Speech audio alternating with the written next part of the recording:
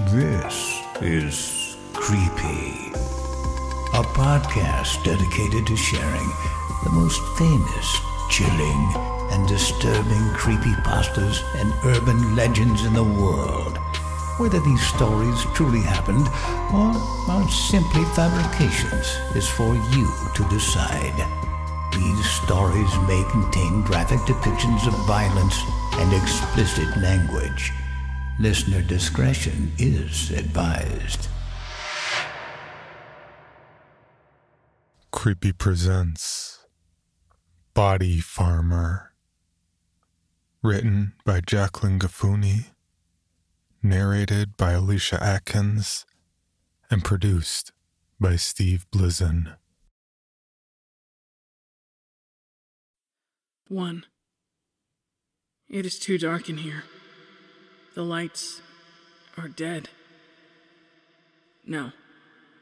I think I am dead. Cannot see or feel anything around me. But I am thinking, actively using my mind. So what does that mean? Everything about me feels distant. Like I'm standing at the edge of the ocean and I see a ship off in the horizon. I am on that ship, but my mind is stuck alone on the shore. This must be the afterlife. But have I really crossed the threshold between the living and the dead? And why can't I remember how I got here? Is there supposed to be this much internal dialogue while you're dying? If this is truly death, is this all there is? Am I just doomed to be here, eternally, in this darkness? It's not just dark, like the lights were shut off. This is more than that. This is an existence completely devoid of sense or comprehension. Here forever, with my swirling thoughts and unanswered questions. It is too dark in here. It is too dark in here. It is too dark in here. It is too dark in here. It is too dark in here. It is too dark in here. It is too dark in here. It is too dark in here. It is too dark. 2. I jump at the sound of my alarm. Sweat trickles down my temple as I gasp for air. I open my eyes and take in the light. The beautiful sunlight seeping in through the blinds. I have never wanted to see it more in my life. The dreams are becoming more frequent now. The dreams about... well, I am not sure what they are about. I never actually dream about death or dying. No, I just dream about darkness. But it must be more than that. I am in the business of death, and the thought of my own mortality does not scare me. I understand the mechanics of how and why we all die. There's no shortage of ways to reach your final fate. But what happens after is what I cannot seem to come to terms with, and it's getting worse. I prepare for my day. I put on black scrubs, pull my thick dark hair back in a tight ponytail, and go to grab my backpack. It is a sweltering Tuesday morning in Knoxville, Tennessee. Even though it's already October, the summer heat lingers on. I walk out of my dormitory and across the campus towards Neyland Stadium. My friends back in Jersey get a kick out of where I work. They buy into the dead bodies in the football stadium myth. And although they are wrong, they're not that far off. I make my way into the annex behind the university football stadium. The forensics department's insignia looms in the doorway. It's an orange and black circle with the words Forensic Anthropology Center in white, encapsulating the profile of a skull. Though not as menacing as a skull with crossbones, it should still give all ye who enter a fair warning of what type of room they are getting themselves into. Our day begins when yours ends, I mutter to myself as I unlock the door. It's the unofficial slogan for us anthropology students. We tend to make light of death, not out of cruelty or malice, but purely necessity. Being surrounded by such doom and dismay can eventually get to you. Only those with thick skin and coping mechanisms, like humor, can stomach it. When I first started working at the lab, I felt like a kid at Chuck E. Cheese, just with bones and skulls instead of mechanical rats and ball pits.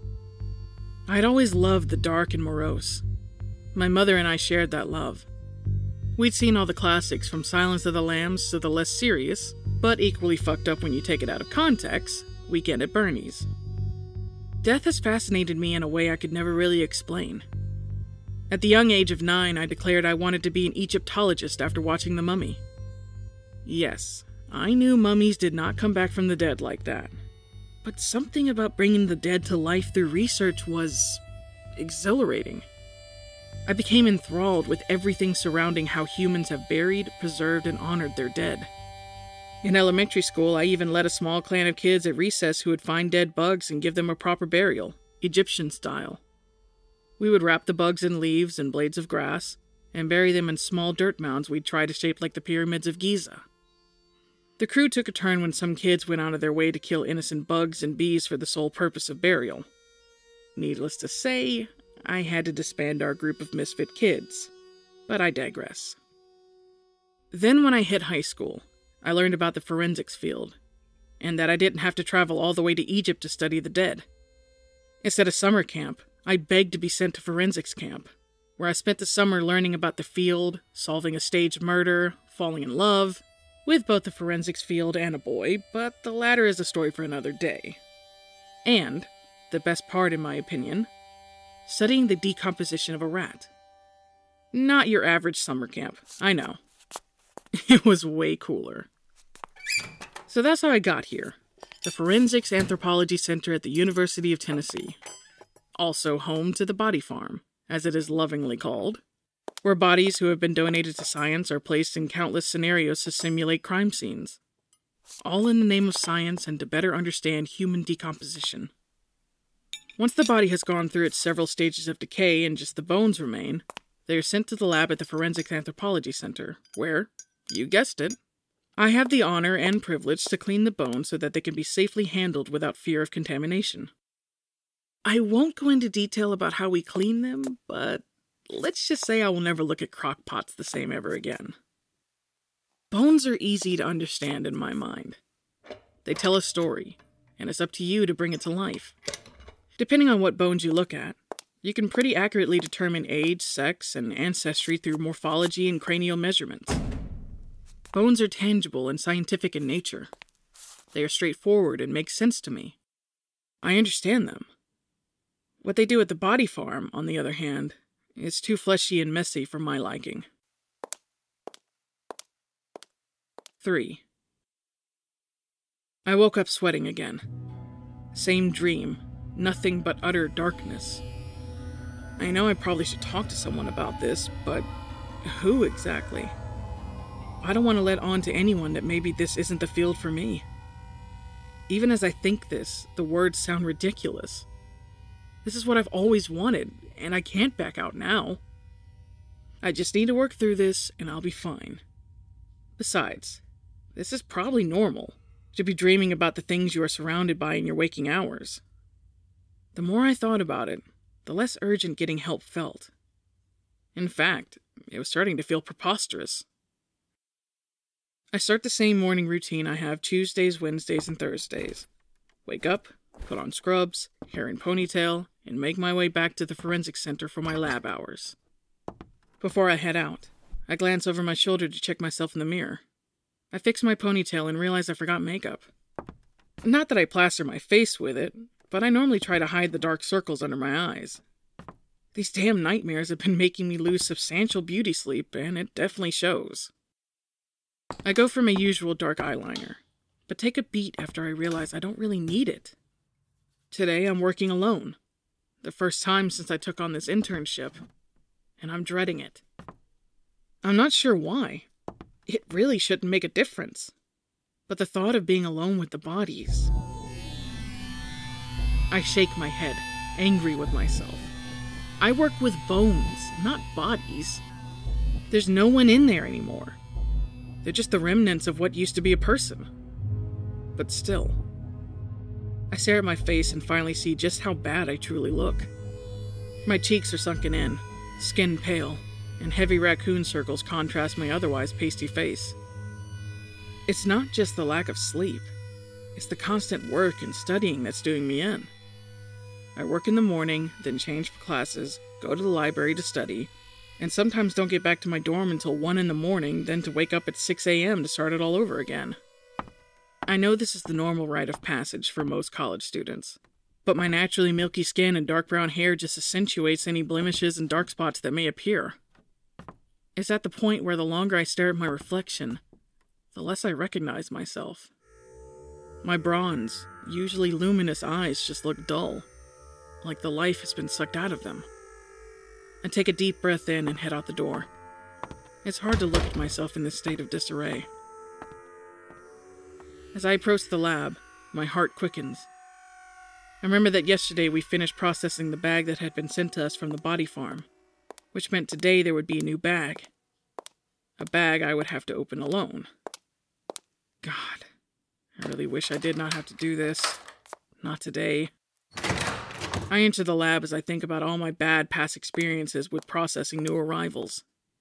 Each bag is about what you might be imagining right now. A large black plastic bag containing the remains from one body that has ended its journey at the farm. The last time I opened a new bag, beetles crawled up my arms and flesh flies flew at my face. That's really not the worst part, but it is something I have yet to get used to. No matter how long it's been, I still can't get used to the living things that can crawl out of the otherwise still and silent bags. What if I find more than just bones? Once I pulled a shoe from the bag, thinking they made a mistake at the farm. The old leather shoe was falling apart at the seams, but there seemed to be a sticky, hard substance still inside. Upon further inspection, and to my horror, that dark, sludgy goo was soft tissue from the foot that had fused to the shoe, leaving the metatarsals and phalanges inside. Or this would be like the other time when I was cleaning a skull, and I thought there was a pebble lodged inside, only to find it was the brain that had shrunk to the size of a rubber ball. Worse still, what if I found a personal belonging to the bone's owner? Like that one time I found dentures and a pale blue glass eye? I stared down at the bag, filled with fear, but mostly with disappointment directed towards myself. I have done this 12 times, and just because I'm alone now, I'm having these thoughts. It is childish and foolish, and I must push through it. Because if I don't, how will this reflect on my abilities to my advisor? Sorry, didn't get anything done today. Little baby got too scared to open the big scary bag by herself. I sigh and begin scrubbing up for the day's work. As I said before, we clean bones so they're safe to handle in the classroom. They're a biological hazard until we have processed them, so we have to wear protective gear in the lab. Goggles, mask, gloves, surgical gown, another pair of gloves. I grab a scalpel and go to open the bag. I am shaking, but trying to calm myself. At this point, I'm just flustered that I cannot compose myself long enough to steady my hands. Is this really going to be the end of my career in forensics? A silly black bag full of bones? A deep breath, followed by a long exhale. Back straightened, hunched down. I slowly make the first incision at the top of the bag by the knot. Hey! Is this the zoology lab? A disconnected voice that sounds eons away snaps me back to the room, followed by a dull pain. Fucking shit! I mutter as I look down at my hand. I jumped when I heard the voice, and the scalpel blade penetrated both layers of gloves. Blood had started to pool on my finger and drip on the floor. I look up to see a young man awkwardly peeking his head in the doorway. My first thought is that he's another gawker. We get them all the time. Students or local high schoolers that have heard the rumors about bodies in the football stadium. They sometimes get lucky and find our lab, and try to make their way in to take pictures on their cell phones. We're supposed to lock the door behind us, but I must have forgotten to do so today. Oh man, did I make you cut yourself? Oh geez, sorry, I was just looking for This isn't the zoology lab. Don't you see the human skull logo on the door? It's down the hall to the right. I snap back. He glanced back, cheeks flush red as he apologized and quickly closed the door behind him. Just great. Now I have to decontaminate my hand and scrub in all over again. I go through the whole process again, and I must say, I think it calmed my nerves a bit. I feel bad for snapping, but I brush the intruder off and bring my focus back to the task at hand. Second time's a charm. I chuckle to myself and crouch down to open the black bag yet again. As I begin to pull and tug at the knot, I notice it's heavy. Could they possibly put 2 sets of remains together? Unlikely, but the weight just felt off. I work at the top knot again, and finally get a small opening. As the bag slowly begins to open, a putrid stench wafts in through my mask and assaults my nose. I scrunch my nostrils and stumble back. Whoever packed this up back at the farm made a huge mistake. The only thing that could produce that smell is a decomposing body. It's the smell of rotten eggs, spoiled milk, and sun-soaked cabbage. The remains sent to us typically do not smell. Bones don't secrete gases or chemical compounds that produce such odors. Whatever is inside is definitely not fully decomposed. At least not to the point where I can start working on it anyway. Irritated, I reach down to close the bag back up, but something inside catches my eye. It looks like a class ring is still on the partially decomposed hand. I want to turn away. Every fiber in my soul tells me to. This is not what I signed up for.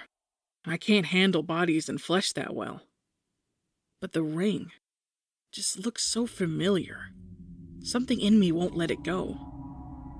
Covering my nose with my arm, as if that will shield me from the stench, I crouch down to get a better look. Of course I recognize the ring. It's the same class ring I have from my high school. Christ. I either know this person, or at least went to school with them. I know I shouldn't pry any further. This is already becoming too personal for my own comfort. But again, despite my instinct to turn away, run out of the lab and never look back, I'm drawn closer and closer to this body. Who is this person? And how did someone get here all the way from Jersey? Better yet, how did someone so young from back home die without me hearing about it? And why would their family donate their body to science? Not that it would be so improbable, it was just unlikely. From what I know, most bodies donated to science are either loners with no families, or adults who have devoted their lives to science and wanted to make one last charitable act to the field in death. I lean in closer and peel back the sides of the bag to see the hand with the class ring is covering this person's face. Hesitantly, I push the hand down to see something I do not comprehend at first. Locks of thick, dark hair resting atop the partially decomposed skull, even with the caved-in cheeks and empty eye sockets. I know exactly who this is. I stare at this face every day in the mirror. I gasp, stumbling backwards, and right before I faint, falling down into the abyss, it all becomes clear to me. My dreams, the darkness, my second home. It is, and always has been, me. I have always belonged here. To this darkness, to this quiet place. Though I am no longer afraid, I still do not want to be here. It is too dark in here. The lights are dead.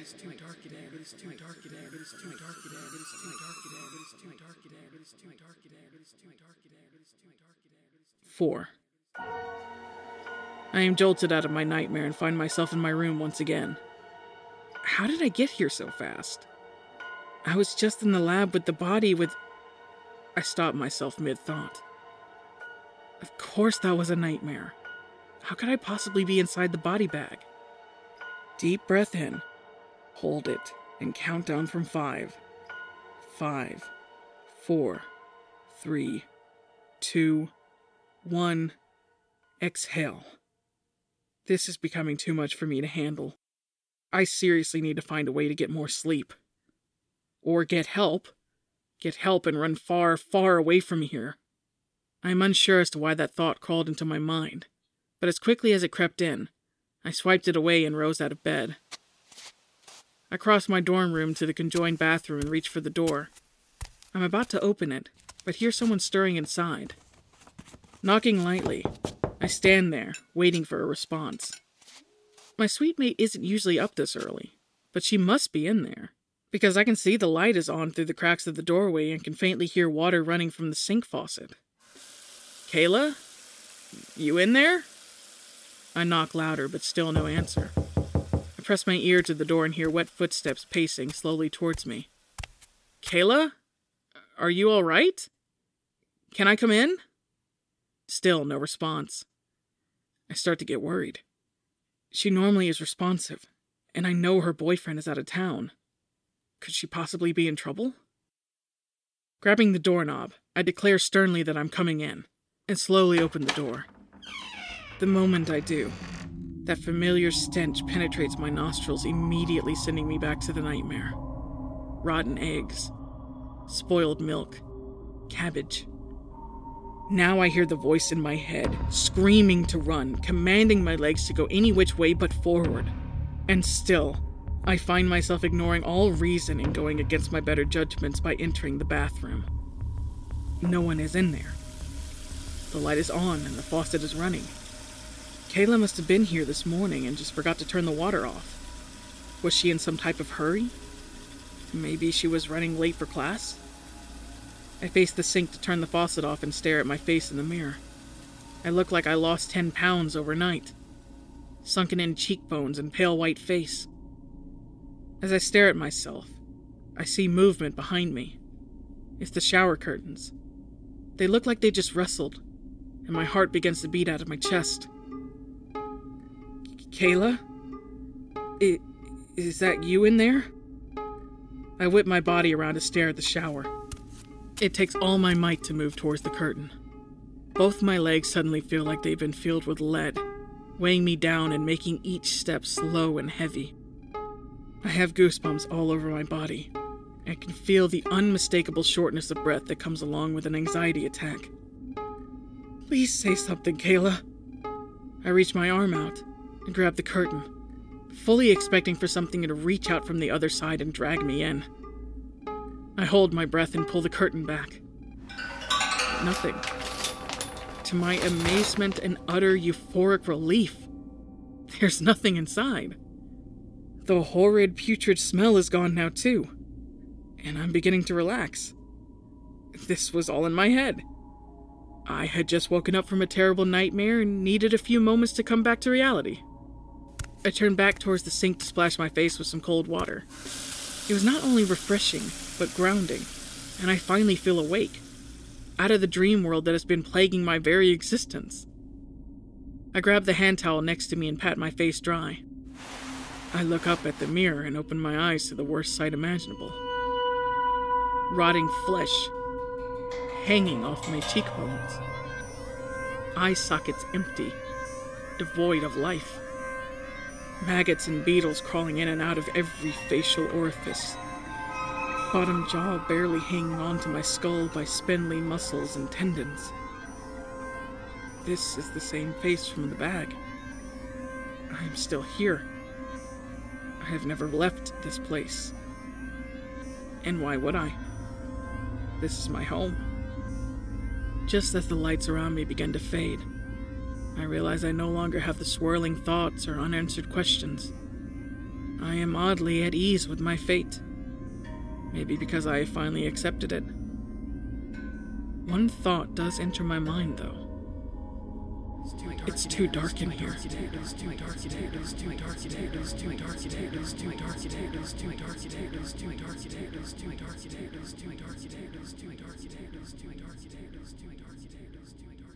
For more information, including pictures and videos of the stories told on this podcast, please visit creepypod.com. If you'd like to submit a story for consideration or recommend a story, please see our submission page at creepypod.com/submissions. All stories told on this podcast are done so through Creative Commons Share-alike licensing or with written consent from the authors. No portion of this podcast may be rebroadcast or otherwise distributed without the express written consent of the Creepy Podcast production team and the story's author. The Bloody Disgusting Podcast Network. home of horror queers, genre commentary from the LGBTQ perspective. SCP Archives, The Boo Crew. Listen free wherever you stream audio and at bloodydisgusting.com/podcasts.